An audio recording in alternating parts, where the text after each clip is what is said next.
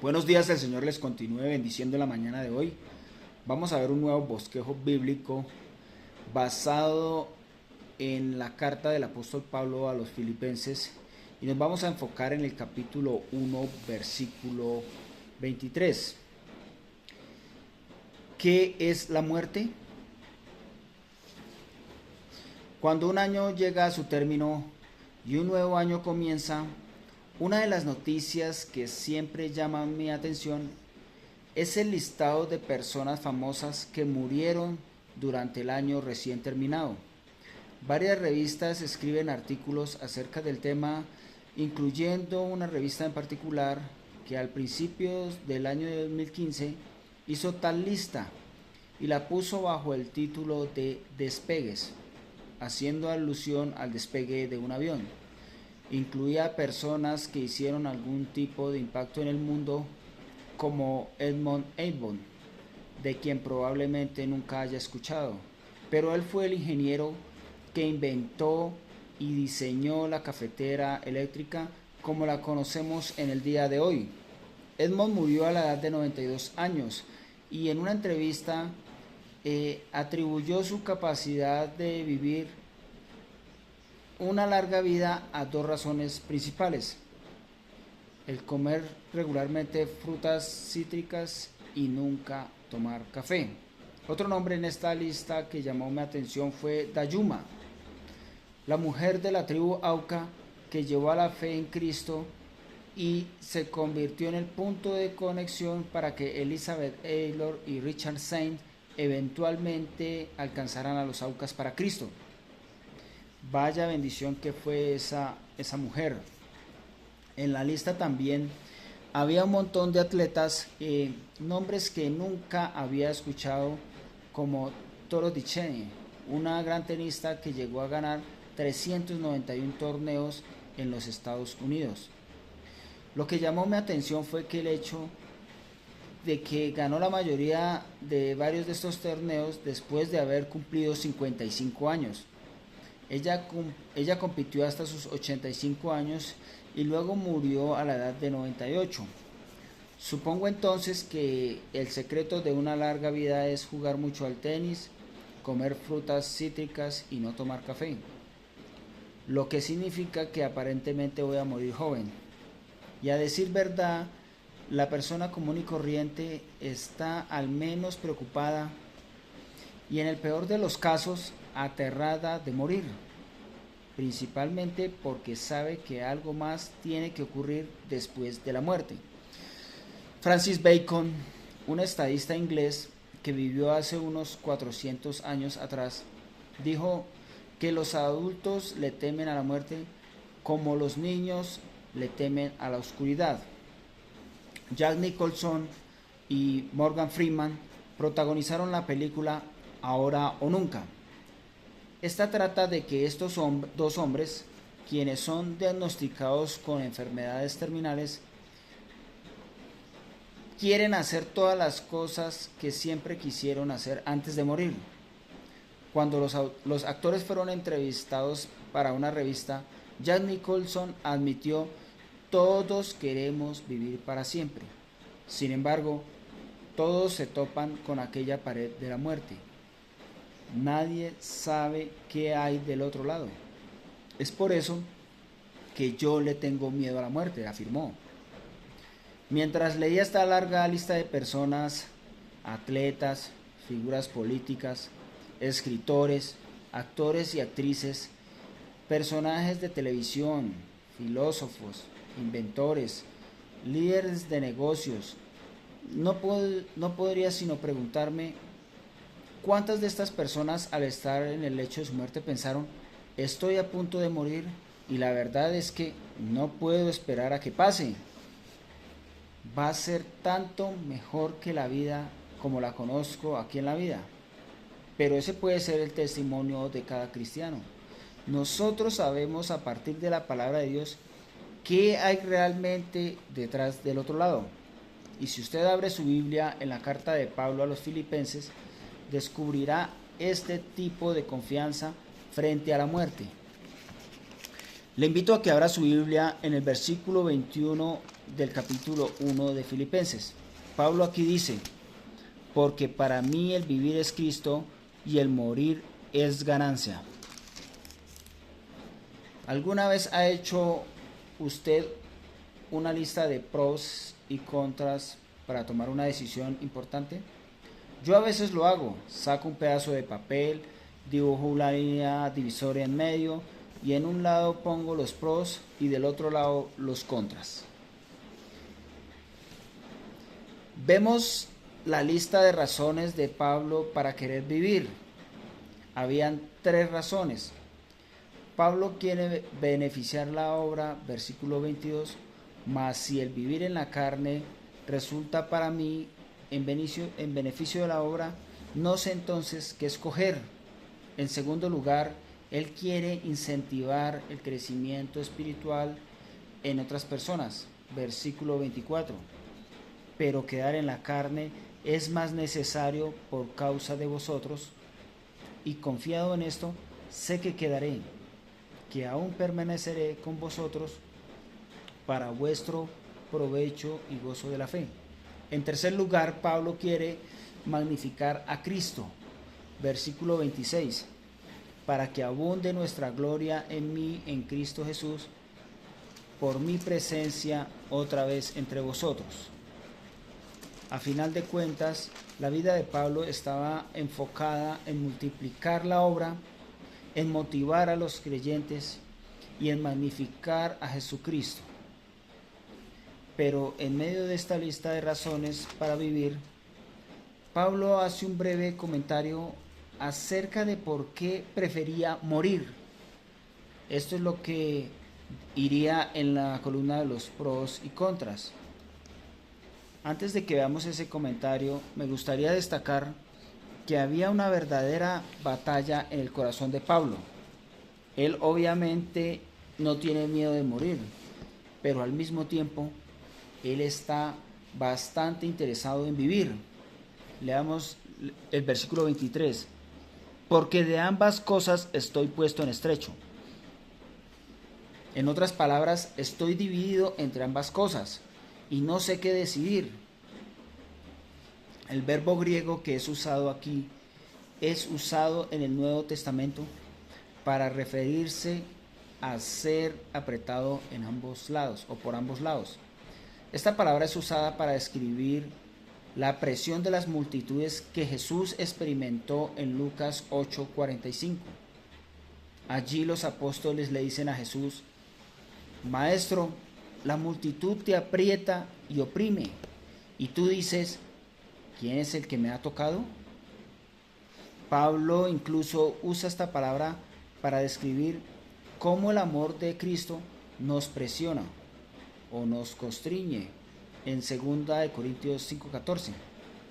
Esta palabra era usada en la antigüedad para referirse a un viajero que pasaba por un camino estrecho, el cual, acorralado por paredes de rocas por ambos lados, no puede darse la vuelta. Pablo está diciendo aquí: por un lado está mi deseo de vivir y por el otro lado está mi deseo de morir.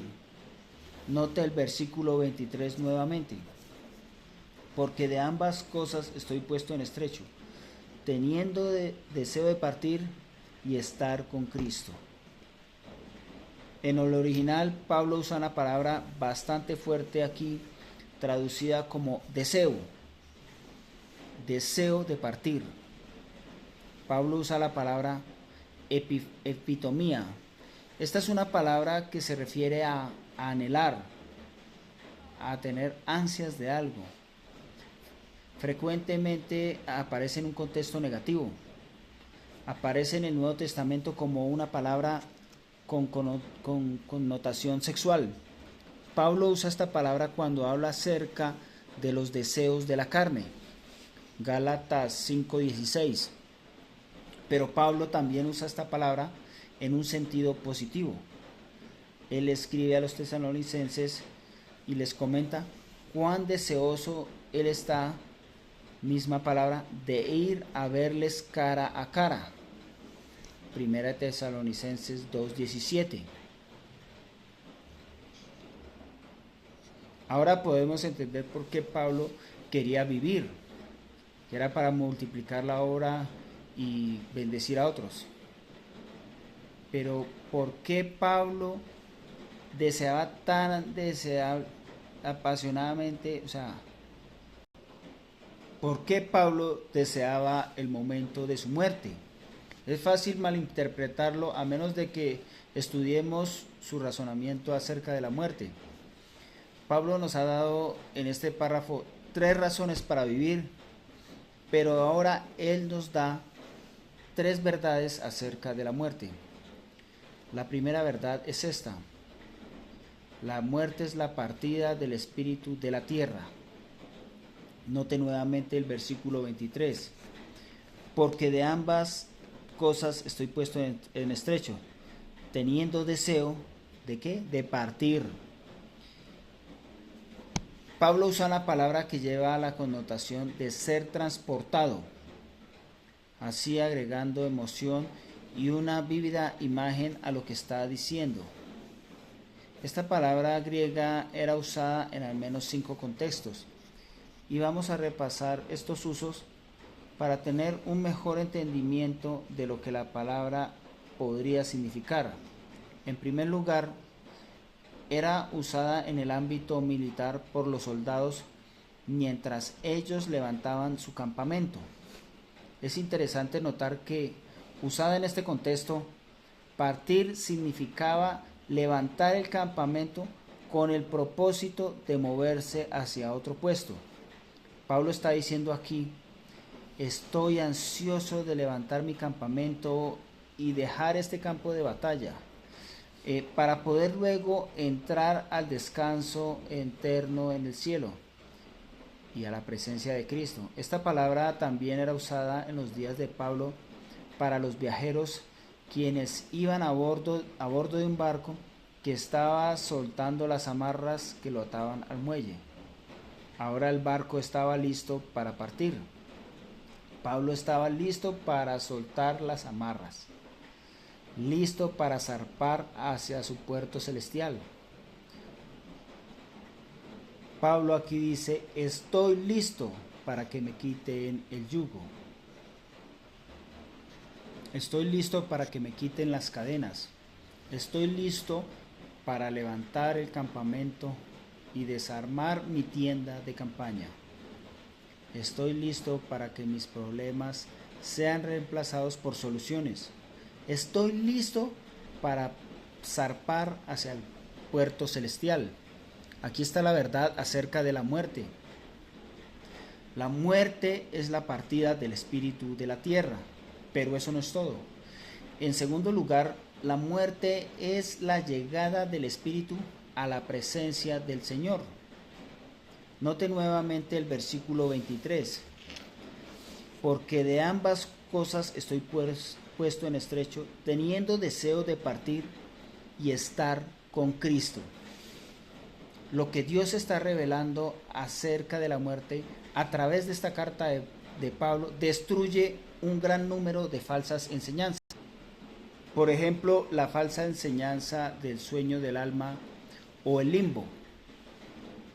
El Nuevo Testamento ciertamente usa la palabra sueño cuando se refiere a la muerte, pero esta no describe la realidad de la muerte, sino que es una metáfora para describir al individuo como libre de las preocupaciones de la vida. Nunca es la intención de la Escritura enseñar que el alma está literalmente dormida, en algún estado de limbo, o que de alguna manera va a deambular por el planeta hasta que cumpla su tiempo. Si eso fuera cierto, Pablo habría escrito: no puedo esperar a morir porque mi alma dormirá y entrará a un estado de limbo. Pero note que eso no es lo que dice. Él dice: teniendo deseo de partir. Esto se refiere a la muerte. ¿Y estar dónde? Estar con Cristo. No existen almas deambulando de manera mística o escalofriante o algún sueño transitorio que impida que las almas sean unidas con Cristo.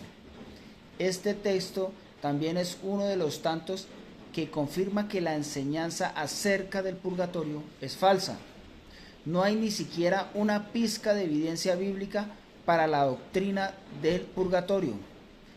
Es una doctrina inventada y fue hecha para encajar con otras falsas doctrinas que enseñan que uno necesita hacer buenas obras para ir al cielo. Si eso fuera verdad, entonces no habría mucho gozo en la muerte. ¿Por qué Pablo estaría tan emocionado entonces? La muerte solo abriría la puerta a más sufrimiento.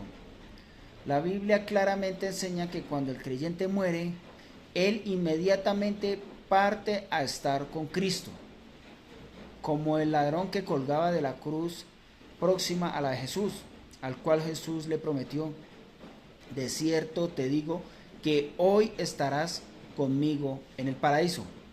Lucas 23:43. No mañana, no dentro de un año, después de que hayas sido purgado de tus pecados. No, hoy estarás conmigo. El apóstol Pablo escribió en 2 de Corintios 5:8 que estar ausentes del cuerpo es estar presentes al Señor. Dicho de otra manera, después de morir, nuestro espíritu deja el cuerpo y es inmediatamente llevado a la presencia del Señor. Querido amigo, la distancia entre la tierra y el cielo no es medida en años o en kilómetros, es medida por una fracción de segundo. Y la razón por la que Pablo pudo escribir aquí en Filipenses 1 que la muerte era mucho mejor, era porque la muerte no era solamente la partida del espíritu de la tierra, sino que también es la llegada del espíritu a la presencia de Cristo. Cuando se nos muere un ser querido, nosotros decimos en medio de lágrimas: se nos fue.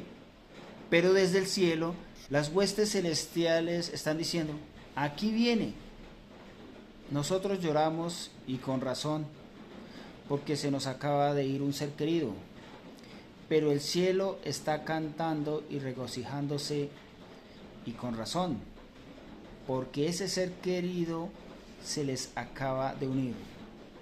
La muerte no solo es la partida del espíritu, es también la llegada de esa persona a la presencia del Señor. Y dado el hecho de que a Pablo ya se le ha provisto un tour por esos lados, no podemos imaginarnos cuánto él desea volver al cielo. No es de sorprenderse entonces de que él escriba aquí: lo cual es muchísimo mejor. Sam Gordon incluyó en su comentario acerca de este pasaje la inscripción que encontró en una lápida del cementerio de Alabama. Jonathan era el nombre del fallecido, y la inscripción era un poema que decía: bajo los árboles, los tréboles y el forraje, el cuerpo de Jonathan apacible yace. Pero Jonathan no está aquí, sino solo su envoltura. Él salió de allí y está con el Señor en las alturas. Creo que esa lápida contiene una gran verdad. Podemos hacer una tercera observación acerca de la muerte en este versículo. Y es que la muerte no es solo la partida del espíritu y la llegada del espíritu al cielo. Número 3. La muerte es una conexión eterna. Porque de ambas estoy puesto en estrecho, teniendo deseo de partir y estar con Cristo, lo cual es mucho mejor. Habían 3 razones para vivir y 3 razones para morir. ¿Notó que allí había un empate? 3 beneficios de vivir y 3 beneficios de morir. 3 contra 3. Era un empate en la mente de Pablo, y él admitió que sintió que estaba entre la espada y la pared. Pero aquí se encuentra el desempate. Pablo estaba dispuesto a quedarse porque su maestro tenía la última palabra. Querido amigo, ¿qué es lo que lo mantiene a usted donde está? ¿Cuál es el rol que cumple el maestro en tomar las decisiones cruciales de su vida? O sea, usted tiene su papel y está escribiendo su lista de pros y contras respecto de una decisión, y en dónde encaja Cristo en todo el asunto. Pablo le ha dado a su Señor el derecho de tener el voto decisivo, el derecho de escoger. Su Maestro y Señor tiene el derecho de escoger, ya sea que lo reconozca a Él o no. Pero cuando usted lo hace, cuando reconoce que Dios tiene el derecho de redirigir su vida y voluntariamente se la ofrece, allí es cuando somos realmente capaces de vivir una vida plena y estamos realmente preparados para morir. Y para alguien como Pablo, cuya mente y corazón estaban siempre dispuestos a avanzar, imagínense cuán difícil debió haber sido para él que le ordenaran que se quedara. Estos son generalmente tiempos difíciles, donde nos ponemos inquietos, quizás nos sentimos como que Dios se ha olvidado de nosotros. Y se me ocurre que casi cualquiera de nosotros puede ser heroico, incluso estar en medio de una situación de riesgo, pero toma mucha más valentía y fe en nuestro Padre el obedecer y quedarnos donde nos pusieron. El permanecer fiel en las rutinas diarias de nuestra vida, donde Dios nos pide que seamos firmes, que hagamos nuestra parte sin alardear, que seamos personas confiables, que cumplen su deber, incluso si esto significa quedarnos quietos donde estamos. Incluso si esto significa que nuestro maestro está fuera de vista, me preguntaría si la orden de Dios para nosotros el día de hoy es que permanezcamos donde estamos, que mantengamos el rumbo, que permanezcamos fieles a nuestras responsabilidades, a permanecer en ese matrimonio difícil, a quedarse en ese trabajo agotador, a quedarse en ese mismo apartamento, a quedarse justo donde está. Quédese. No puedo sino pensar en nuestro gran ejemplo que fue el Señor Jesucristo, agobiado en su humanidad con la llegada del sufrimiento y la crueldad de la cruz, su rechazo por su propia gente, discípulos, agobiado en su deidad por su pronta separación de su Padre, mientras cargaba en su cuerpo todo nuestro pecado. Y allí en Getsemaní, agobiado en su humanidad y deidad, él clama a su Padre y le pregunta: ¿hay otro camino que pueda tomar? ¿Hay otra forma que pueda hacer las cosas? Y su Padre dice: quédate. Pablo, enfrentando presiones y tristezas menores que estas, pero a un gran ejemplo, habiendo sido golpeado numerosas veces, apedreado a punto de la muerte, habiendo naufragado, puesto en prisión y ahora abandonado, escribe en esta carta y dice: Señor, sería mucho mejor ir a casa. Y el Señor responde: quédate. Que como Pablo el día de hoy nosotros podamos decir lo mismo: sí, Señor, me quedaré, y mientras tanto el lema de mi vida seguirá siendo: para mí el vivir es Cristo y el morir es ganancia. Dios los bendiga. Muchas gracias.